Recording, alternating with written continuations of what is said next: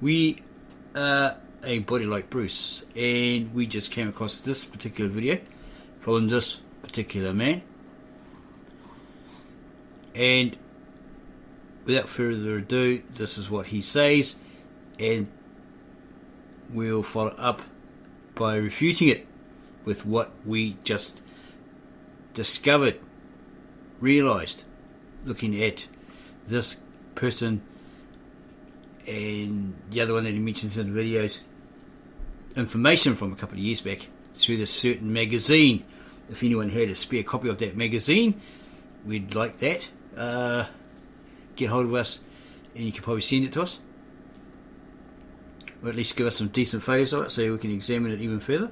That'd be great. Or even a link to that free magazine, The King of Kung Fu by Felix Dennis. If you can find it in PDF format online, we'd like to look at it further to prove our discovery.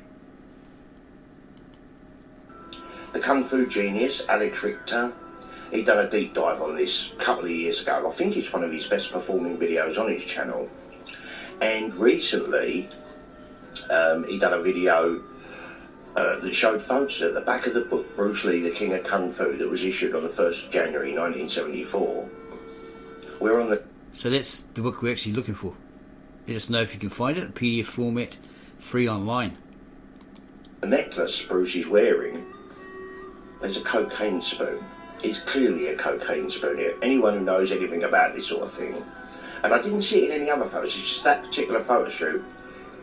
Bruce is wearing it, it's clearly there. Also golden. So we are going to refute that further on.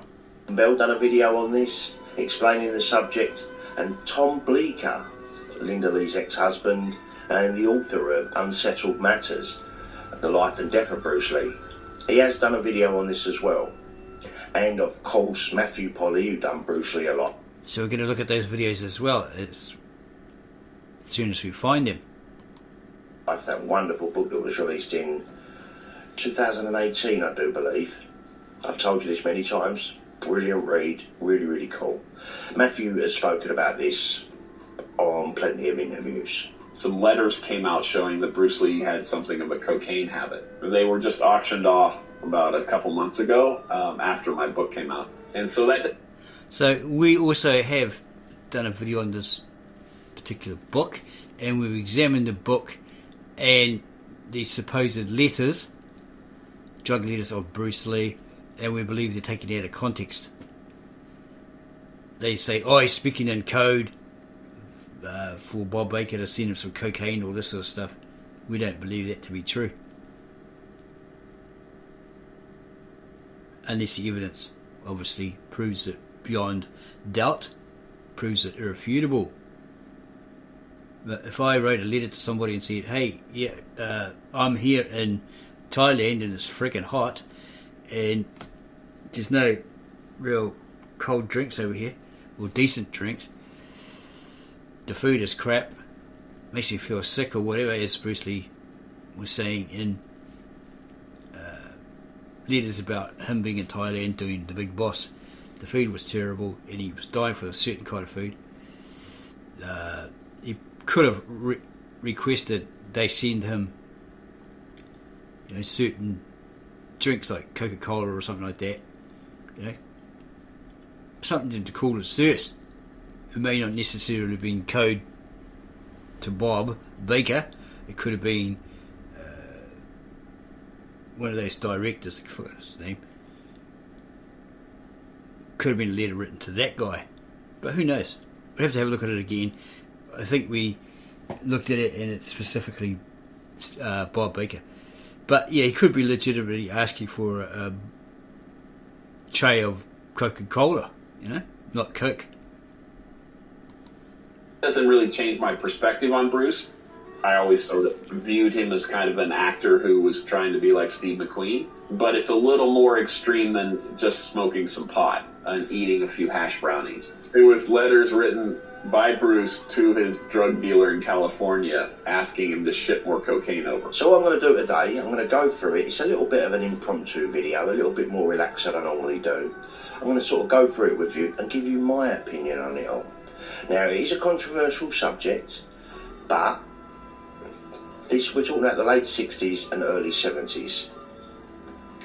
I know we'll find it hard to decipher Bruce Lee, the man, from Mr. Lee, the character that he portrays in Enter the Dragon.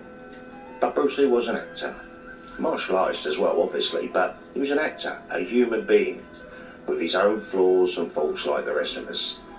But he's very much of this time.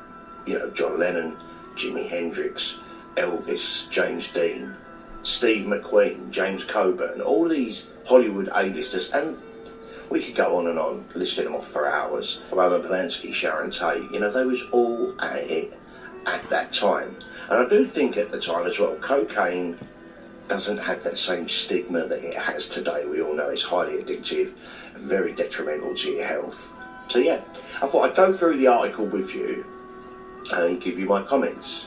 So like I said, it's a little bit more relaxed than normal. I've even got a cup of coffee with me. Cheers. And it's something Bruce Lee didn't like because he believed it ruined your chi. So if there comes letters that say, oh, here's a great coffee drinker, don't believe it. You know. Right, so 3 years ago, holy stuff, Bruce Lee's letters, documents, shipments and orders of cocaine, acid and other drugs.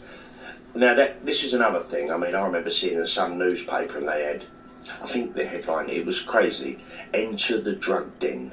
I mean, they jumped all over it at the time. But the Lee estate really kept quiet on the whole thing. For obvious reasons, I guess. Right, so, Bruce Lee's marijuana use has been recently well documented, mostly thanks to Matthew Polly's 2018 biography on the martial arts icon. Right, so, I mean, I'd heard about this years ago. I heard about it many, many years ago that they found traces of marijuana in Bruce Lee's stomach at the autopsy. So I wasn't mega surprised at this, to be honest with you. We all kind of knew this anyway. We had heard this over the years. But the other stuff was quite a revelation. Bruce Lee's marijuana use has been recently well documented, thank you to Matthew Polly's book on Bruce Lee, the martial art icon, that had him interview at least 100 of his friends, family and colleagues. Lee was said to have enjoyed smoking weed and ingesting hashish because it raises the consciousness level. But did that actor have a more serious drug habit? Well, obviously he did. Enter Robert Baker. We all know Robert Baker from Fist of Fury. He played Petrov. Enter Robert Baker, who started out as a volunteer for the iconic 1-inch punch demonstrated in 1964 and would eventually become Lee's close friend and confidant. Well, we know this. There's plenty of photos of Bruce with Robert Baker doing demonstrations and photos of them out for dinners and stuff like that. Baker would be known for his role in the 1972 film Fist of Fury, but according to Polly, he was also long rumoured to be Bruce Lee's dealer. The author of Bruce Lee Alive stated that it was assumed by many that Bob, as he was called, simply supplied the actor with marijuana. Recently released private letters between the two seem to suggest it was much more than that. Heritage Auctions has since authenticated, and this is important, guys, because a lot of people are saying they're phony, and you're going to get a lot of hate because, like I said, people struggle to separate the man from the myth now, I guess.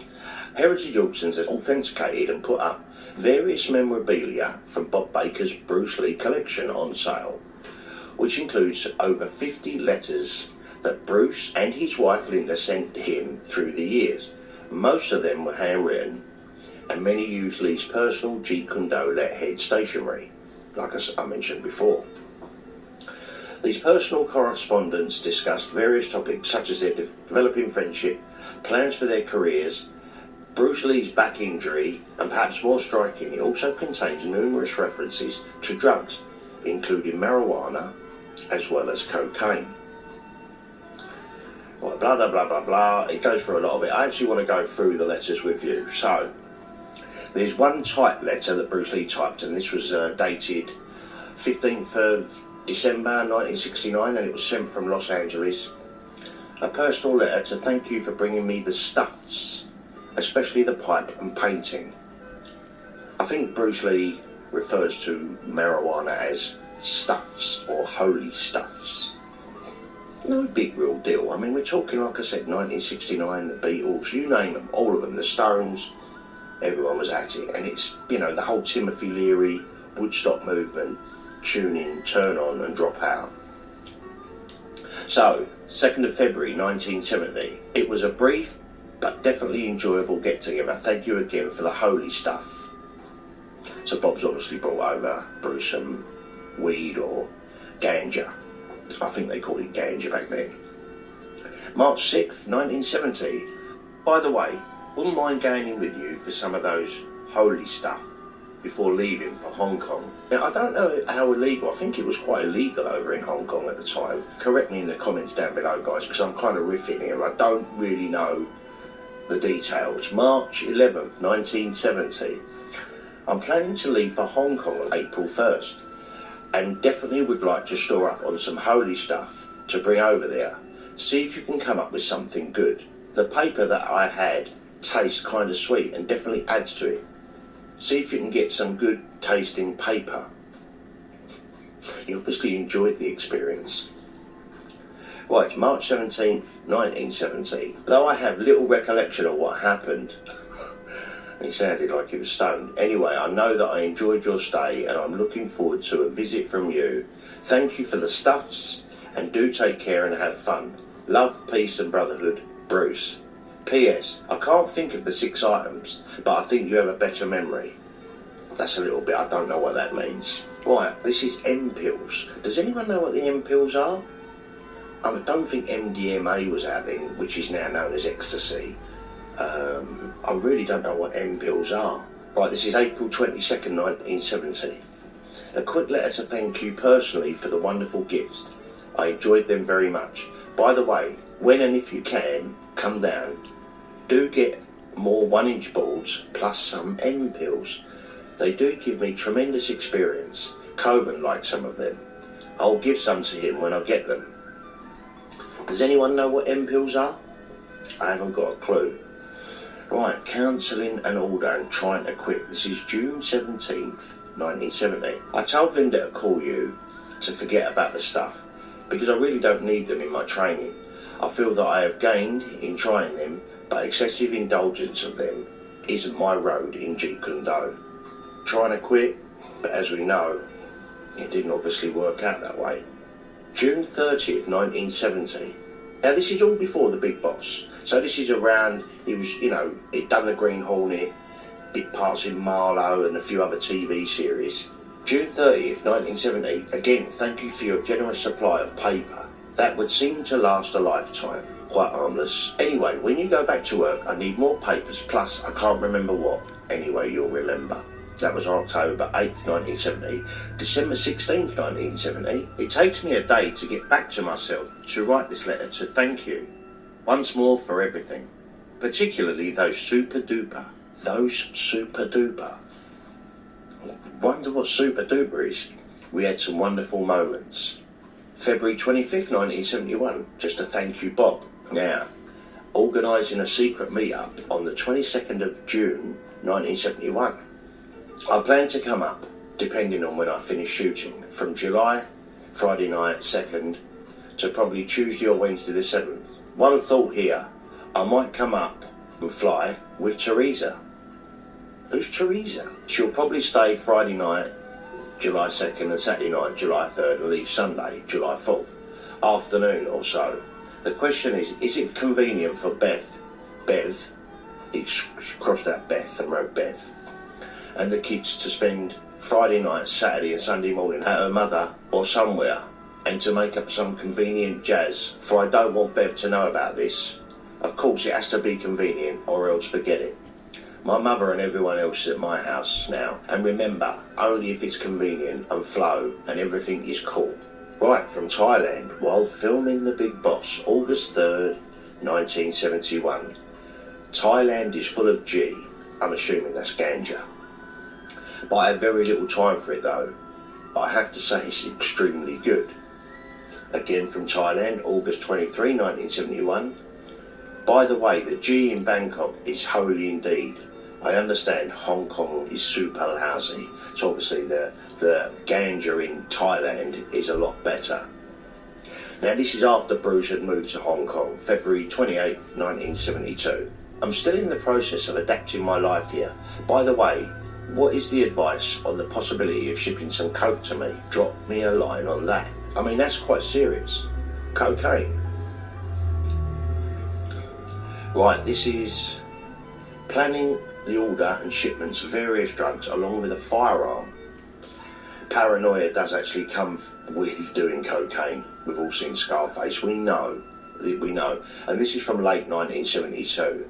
Regarding the goods, you can send them in a package addressed to Mr. Wu Nang.